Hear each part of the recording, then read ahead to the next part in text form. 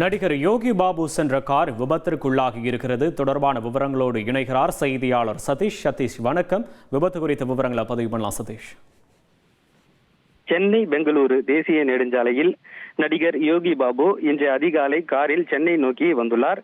இந்த கார் சரியாக வாலாஜாபேட்டை சுங்கச்சாவடி அருகே வந்தபோது எதிர்பாராத விதமாக தேசிய நெடுஞ்சாலையின் நடுவே உள்ள தடுப்பு மீறி ஏறி விபத்துக்குள்ளானது. இந்த விபத்தில் காரின் முன்பகுதி முழுவதுமாக சேதமடைந்தது. ஆனால் காரில் இருந்த நடிகர் யோகி பாபு எந்த விதமான காயங்களும் இல்லாமல் அதிர்ஷ்டவசமாக உயிர் தப்பியுள்ளார். இதனைத் தொடர்ந்து அவரது உதவியாளர்கள் அங்கு வேறு ஒரு காரை எடுத்து வந்து அவரை பாதுகாப்பாக மீட்டு அழைத்து சென்றுள்ளனர். விபத்து குறித்து தகவல் அறிந்த நெடுஞ்சாலைத்துறை போலீசார் அந்த இடத்திற்கு விரைந்து வந்து தேசிய நெடுஞ்சாலையின் நடுவே சிக்கிய காரை நீண்ட நேரம் போராடி அப்புறப்படுத்தி அந்த பகுதியில் போக்குவரத்தை சீர் செய்தனர். இந்த விபத்து குறித்து காவேரிப்பாக்கம் போலீசார் விசாரணை நடத்தி வருகின்றனர். விவரங்களுக்கு நன்றி சதீஷ்.